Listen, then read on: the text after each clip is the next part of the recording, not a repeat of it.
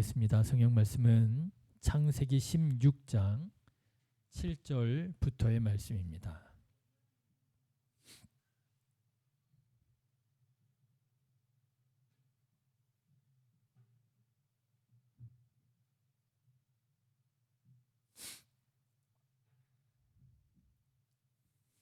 창세기 16장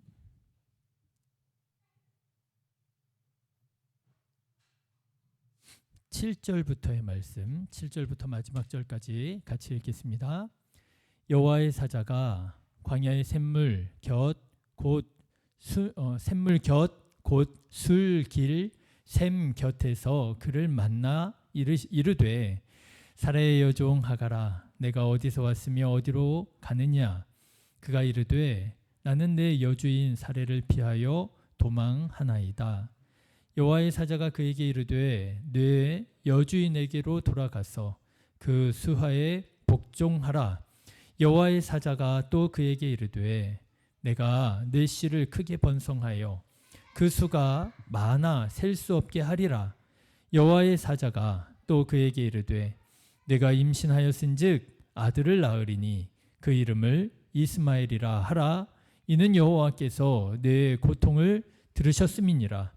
그가 사람 중에 들나귀 같이 되리니 그의 손이 모든 사람을 치겠고 모든 사람의 손이 그를 칠지며 그가 모든 형제와 대항하여 살리라 하니라. 하갈이 자기에게 이르신 여호와의 이름을 나를 살피시는 하나님이라 하였으니 이는 내가 어떻게 여기서 나를 살피시는 하나님을 배웠는고 함이라. 이러므로 그 샘을 브엘라 헤로이라 불렀으며 그것은 가데스와 베레 사이에 있더라. 하갈이 아브라함의 아들을 낳음에 아브라함이 하갈이 낳은 그 아들을 이름하여 이스마엘이라 하였더라.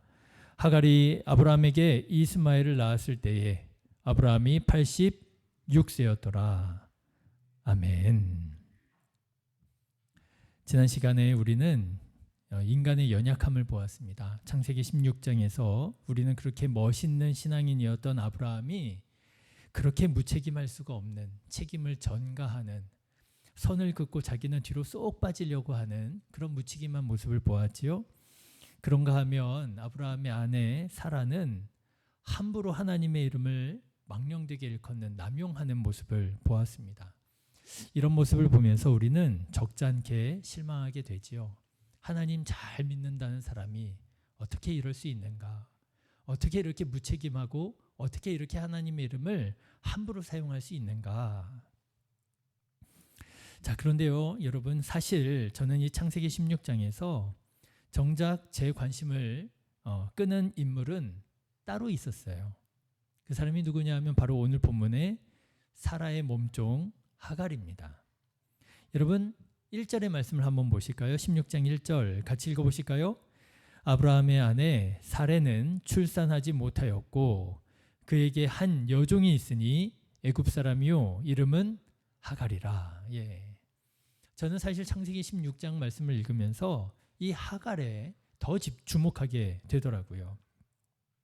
사실 하갈이라고 해서 뭐 그렇게 훌륭한 사람은 아니었습니다. 하갈 역시 연약함이 있는 사람이었어요. 하갈은 자기가 아브라함의 자녀를 임신한 것을 확인하자 어떻게 되죠? 바로 교만해지는, 참 인간의 나약함을 그대로 보여주는 사람이었습니다. 자기 여주인 사라가 임신하지 못해서 그래서 씨바지로 이제 들어가게 됐단 말이에요. 그런데 몸종이었습니다. 그리고 여주인입니다. 이런 관계 안에 있었던 거죠. 그런데 자기가 임신했다는 사실을 알게 되자 마음이 쑥 올라가게 되는 거예요. 자기 여주인이었던 사례를요 바라보는데 가볍게 여기게 되는 거예요. 내려다보게 되는 거예요. 사람이 그러지 말아야지 하지만 그 자리, 그 위치, 그 힘을 얻게 되면 나도 모르게 교만해진다는 거 아닙니까? 예, 그런 인간의 연약함을 잘 보여주는 사람이 하갈이 아닌가. 예, 하갈이요 넘지 말아야 할 선을 넘게 됩니다. 4절 말씀을 한번 보실까요? 아브라함이 하갈과 동침하였더니 하갈이 임신함에 그가 자기의 임신함을 알고 그 여주인 여주인을 멸시한지라. 멸시했어요. 결국 사라가 하갈을 학대하기 시작을 합니다. 사라의 학대를 이제 견디다 이제 견디지 못한 하갈이 그 집에서 도망을 치게 돼요. 6절 말씀 보시면 아브라함이 사라에게 이르되 당신의 여종은 당신의 수중에 있으니 당신의 눈에 좋을 대로 그에게 행하라 하매 사라가 하갈을 학대하였더니 하갈이 사라 앞에서 도망하였더라. 이제 이 집안이 이제 풍비박산이 나는 거예요. 아들 한 명 어떻게 좀 낳아보겠다고 수단과 방법을 가리지 않고 했다가 이제 남편은 남편대로 무책임하게, 아내는 아내대로 하나님의 이름을 망령되게 막 일컫고요. 여종은 여종대로 교만해져 가지고 막 올라서려고 하고요. 이제 이 집안이요, 믿음의 가문이라고 하기가 어려울 만큼, 하나님의 통치를 찾아보기 어려울 만큼 망가지게 되었습니다. 그래서 이제 이 하갈이 이제 도망을 쳐요. 그런데 어디로 도망을 치느냐? 오늘 말씀을 보니까 이렇게 되어 있습니다. 여호와의 사자가 광야의 샘물 곁 곧 술길 샘 곁에서 그를 만나 그랬습니다. 광야로 도망을 쳐요. 근데 그 광야가 어떤 광야냐? 술길이라고 했습니다. 술은요, 수르 광야를 말하는 거예요. 수르 광야. 수르 광야로 난 길, 그 길에 샘이 있었던 모양입니다. 하갈이 이제 주인을 피해서 이집트로 도망을 가고 있는 거예요. 왜 이집트로 가느냐? 이 하갈이 어디 출신이에요? 이집트 출신이었거든요. 아마도 자기 고향으로, 그래도 고향에 가면 가족이 있고 고향에 가면 나를 그래도 도와줄 사람이 있겠거니 했던 모양입니다. 그래서 이제 광야를 횡단해서 이집트로 가려고 하는 그 길에 샘에 이르게 돼요. 자, 그런데 그 샘에서 하나님의 사자를 만나게 됩니다.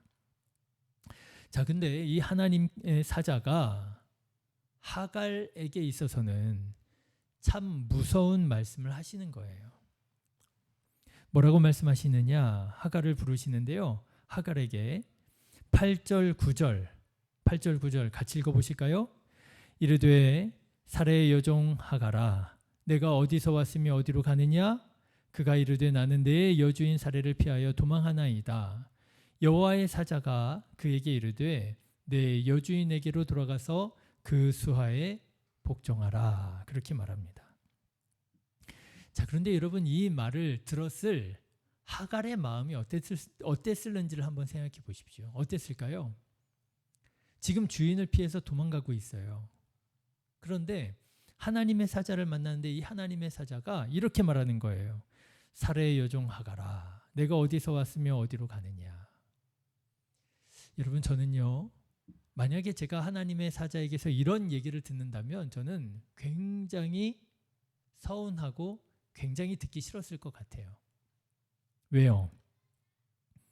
지금 그 삶이 지긋지긋해서, 그 삶이 너무 힘들고 어려워서, 괴로워서 그 삶을 청산하고 도망을 쳐 나왔잖아요. 그런데 하나님의 사자가 하갈을 뭐라고 불러요? 하갈아 라고 부르시는 게 아니고요, 사라의 여종 하갈아 이렇게 부르시는 거예요. 얼마나 듣기 싫겠어요. 그렇죠?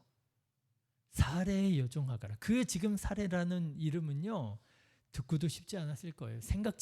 생각하기도 싫었을 거예요. 어떻게 저런 사람이 있나? 그렇죠?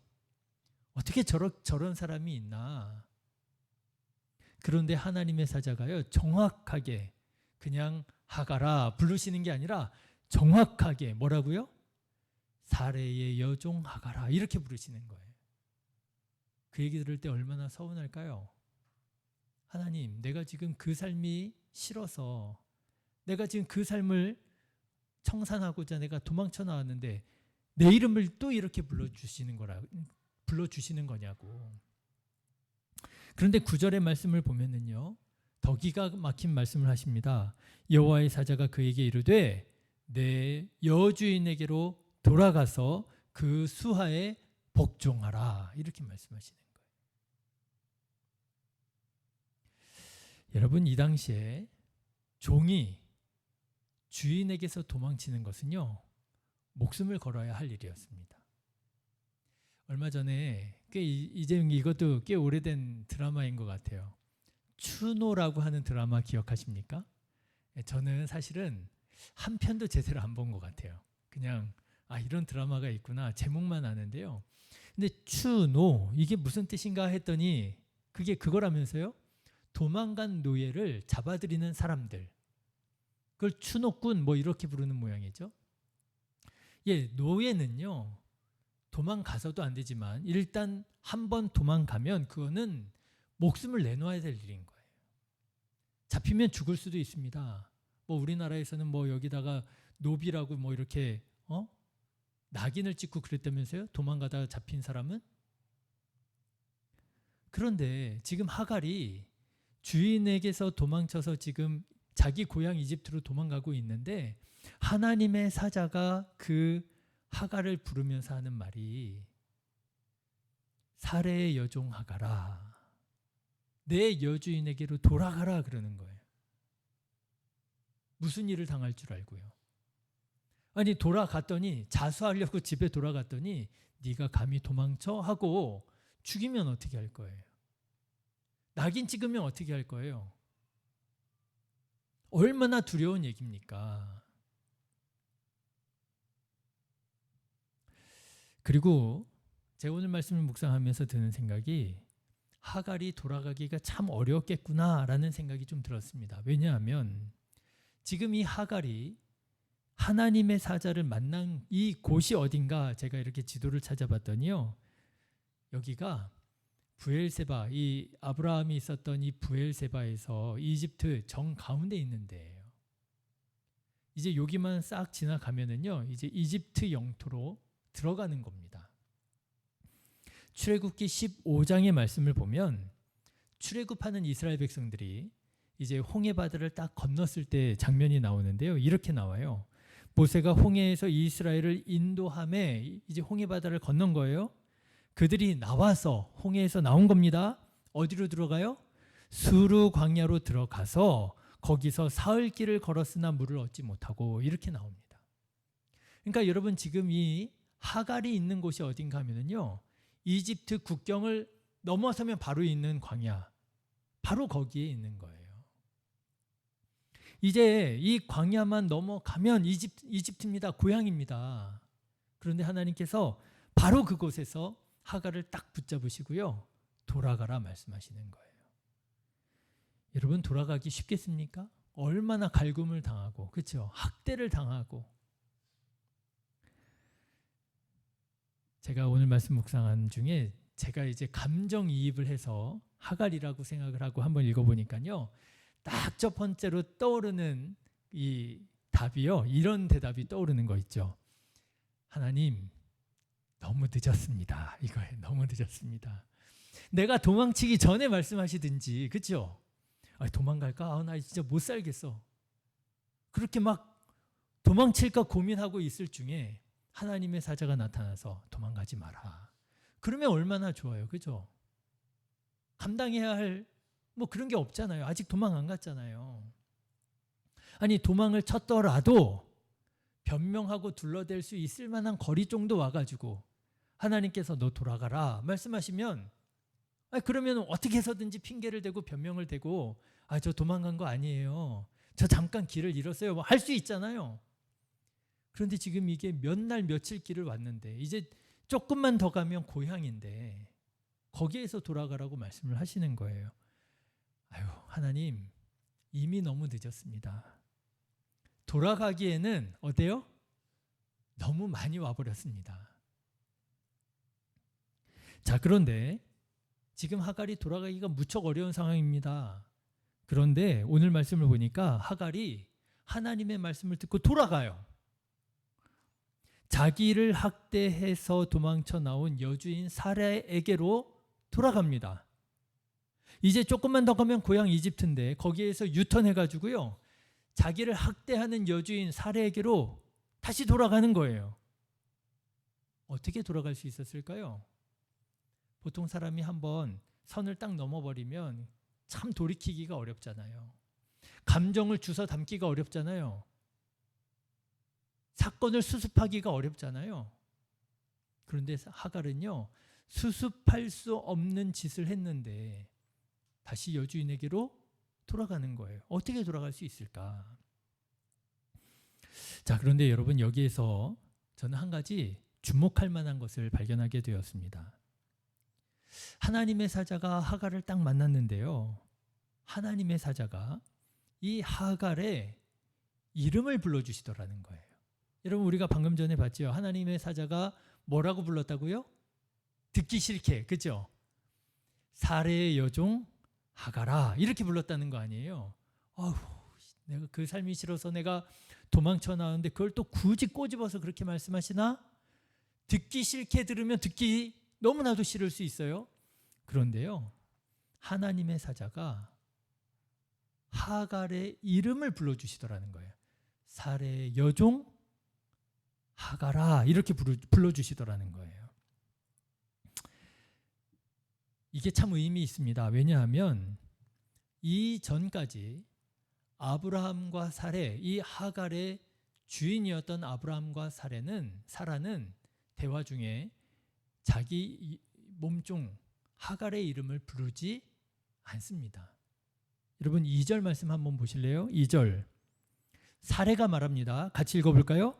사레가 아브라함에게 이르되 여호와께서 내 출산을 허락하지 아니하셨으니 원하건대 내 여종에게 들어가라.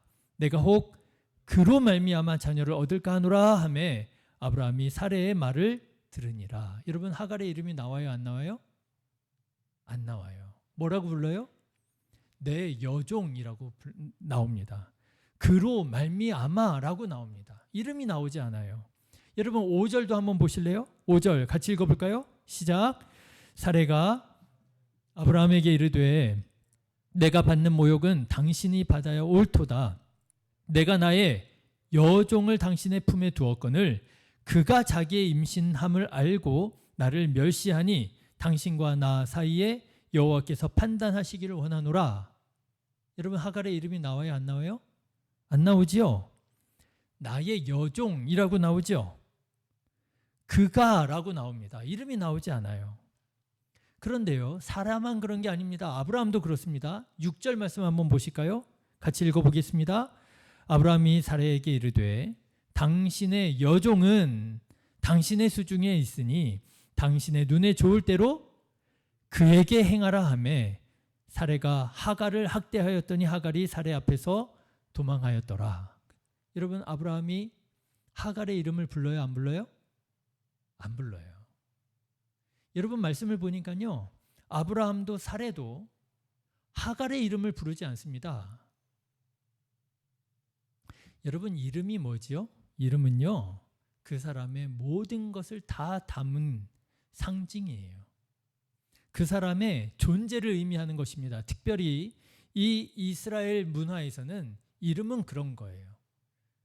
그래서 하나님께서 이름을 불러주시잖아요. 이름을 부르셨다고 하는 것은요, 이름만 부르신 게 아니에요. 그의 전 존재를 부르신 거예요.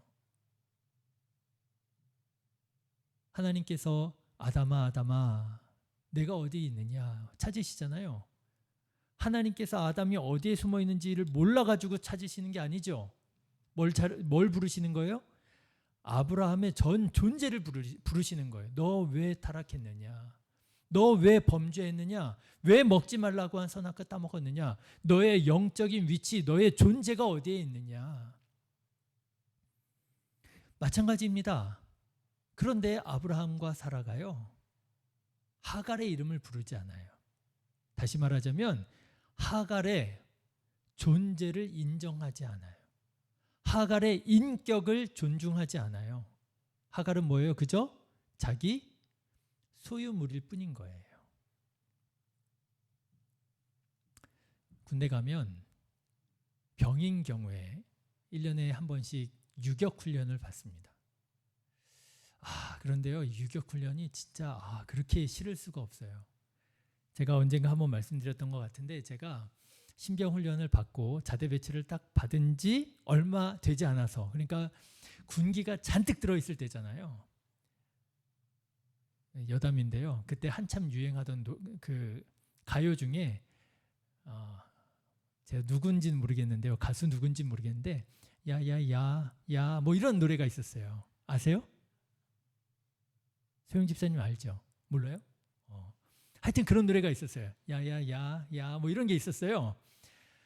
자대 배치 받아가지고요. 내무실에 이렇게 딱 각 잡고 앉아 있는데 지나가면서 이제 뭐 상병 병장들이 야야야 이러면서 지나가는 거예요. 그럼 뭐 어떻게 해야 돼요? 신병들이 관등성명 돼야 되잖아요. 왔다 갔다 하면서 계속 야야야 야야 하면은 계속 이병 뭐 이러면서 최영진 막 계속 해야 되는 거예요. 그때 그러고 있었단 말이에요. 아주 군기가 바짝 들어있을 때였습니다.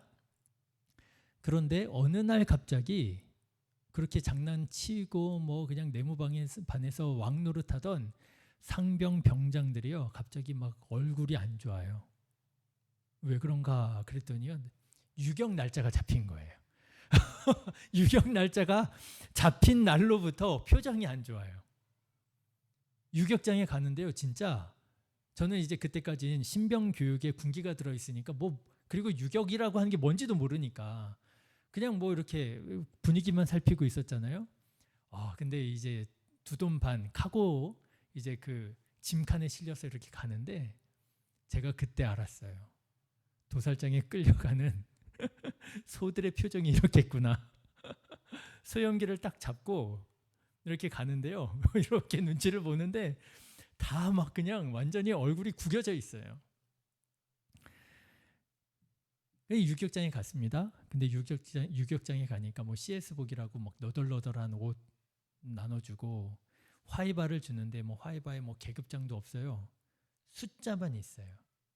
그리고 계급을 대지 않습니다. 관등성명이 없어요.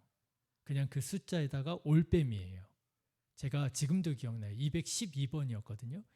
그래서 누가 저를 부르면 212번 올빼미 이렇게 해요. 212번 그러면 212번 올빼미 그러는 거예요. 이름도 없어요. 관등성명도 없어요. 숫자하고 올빼미. 처음부터 끝까지 병장도 없고 이등병도 없고. 저는 나름 할만하더라고요. 신병이잖아요. 거기에 있으나 여기에 있으나. 근데 막 그냥 다 막. 왜 사람을 번호로 부를까요? 왜 사람 이름을 부르지 않고 올빼미라고 부를까요? 다. 거기에서는요, 인격 없다 이거예요. 계급 없다 이거예요. 다 똑같다 이거예요. 다 훈련병이다 이거예요. 이름을 부르지 않습니다. 여러분 마찬가지예요. 사라와 아브라함이 왜 하갈의 이름을 부르지 않느냐? 하갈을 자기 소유물로만 보는 거예요. 재산으로만 보는 거예요. 하갈의 인격을 인정해 주지 않는 거예요. 넌 내가 죽으라고 하면 죽는 거고 가라고 하면 가는 거고 오라고 하면 오는 거지. 뭐 제 생각에는 네 생각이 어디에 있어? 그런 거 용납하지 않는 거예요. 그런데 이 하갈이 그 학대를 견디지 못해서 도망하는 중에 그 셈에서 하나님의 사자를 만납니다. 그 하나님이 누구예요? 자기를 이름을 불러주지도 않는 아브람과 사라가 섬기는 하나님이에요. 그런데 그 하나님이 뭐라고 불러주세요? 하갈아라고 이름을 불러주신 거예요. 그러니까 여러분 듣기에 따라서 하나님 내가 지금 그 삶이 싫어가지고 내가 도망쳤는데 굳이 사레의 여종 하갈아 이렇게 불러주셔야 되나요? 난 그 이름 듣기도 싫어요. 이렇게도 들을 수 있고요. 그죠? 어떻게도 들을 수 있어요? 하나님께서 내 이름을 불러주셨구나. 하나님께서 나를 아시는구나. 하나님께서 나의 인격을 인정해 주시고 나의 존재를 인정해 주시는구나.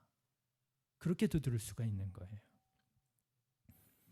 여러분, 하갈은 어떻게 들었을까요?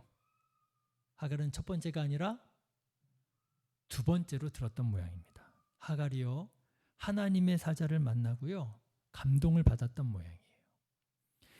고백합니다. 하나님께서 나를 보고 계셨구나. 하나님께서 나를 알고 계시는구나. 하나님께서 나의 문제를, 나의 아픔을 알고 계시는구나. 그래서 하갈이 그 곳에 이름을 붙입니다. 이렇게 고백을 합니다. 13절의 말씀을 한번 보십시오. 같이 한번 읽어볼까요?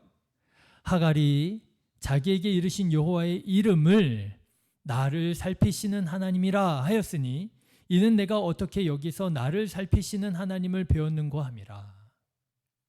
하나님이 나를 살펴보고 계셨구나. 이게 너무나도 은혜가 되고 감동이 된 거예요. 그뿐이 아닙니다. 여러분, 하나님께서 그 하갈의 복중에 있는, 지금 이때 상황이 어떤 상황인지 아시죠? 하갈이요, 임신한 상태였어요. 그런데 하나님께서 하갈의 이름만 불러주신 게 아니고요, 하갈의 이름을 불러주실 뿐만 아니라 하갈의 복중에 있는 아들의 이름까지도 불러주십니다. 그의 이름을 이스마엘이라고 해라. 그래서 하갈이 자기의 이름을 불러주신 하나님, 자기 아들의 이름을 지어주신 하나님, 그 하나님을 만난 그 셈을, 이름을 짓는데 뭐라고 하느냐? 브엘라헤로이라고 이름을 짓습니다. 브엘라헤로이라고 이름을 지어요. 자, 여러분, 여기에서 브엘, 뭐 생각나는 거 없으세요? 브엘. 예. 브엘은요, 셈이란 뜻이에요.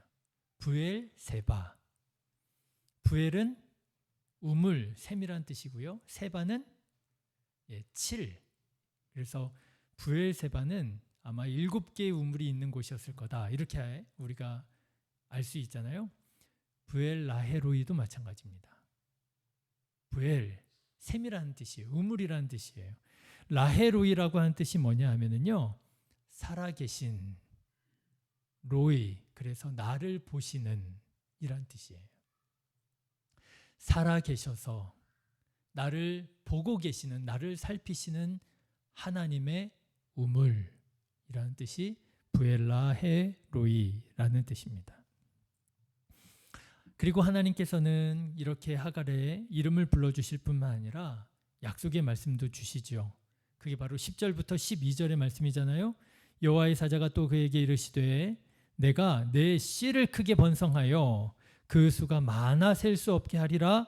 여호와의 사자가 또 그에게 이르되 내가 임신하였은즉 아들을 낳으리니 그 이름을 이스마엘이라 하라. 이는 여호와께서 내 고통을 들으셨음이니라. 그가 사람 중에 들나귀같이 되리니 그의 손이 모든 사람을 치겠고 모든 사람의 손이 그를 칠지며 그가 모든 형제와 대항해서 살리라 하니라. 하나님의 약속의 말씀을 들어요. 하갈은요, 이 하나님의 약속의 말씀, 그리고 나의 이름을 불러주신 그 하나님을 만난 감격을 가지고 다시 여주인 사라에게 돌아갑니다.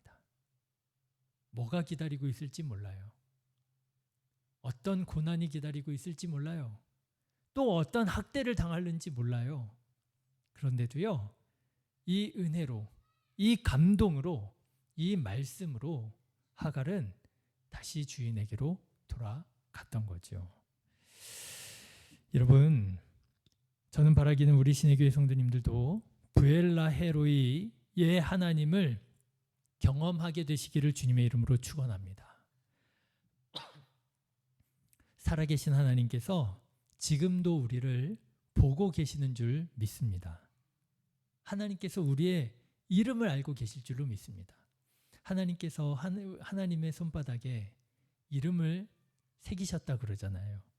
우리의 이름을 아시고요. 우리의 문제를 알고 계시고요. 우리의 기도를 듣고 계시는 줄로 믿습니다. 여러분, 믿으시기를 주님의 이름으로 축원합니다. 이 믿음을 가지고 다시 어디로요? 하나님의 말씀의 자리로 돌아가시기를 주님의 이름으로 축원합니다. 너무 멀리 왔습니까? 말씀하시려면 좀 일찍 말씀하시죠. 전 돌아가기에는 너무 많이 와버렸습니다. 너무 늦었습니다. 아닙니다, 여러분. 하나님께서 여러분의 이름 불러주셨을 때 여러분 그곳에서 다시 말씀의 자리로 돌아가고요. 그곳에서 다시 맡겨주신 사명의 자리로 돌아가시기를 바랍니다. 그러면 하나님께서 우리들의 무너졌던 삶과 깨어졌던 가정, 절망할 수밖에 없는 이런 상황 속에서도 주님의 몸된 교회를 아름답고 풍성하게 세워가게 하여 주실 줄로 믿습니다. 기도하겠습니다. 좋으신 하나님,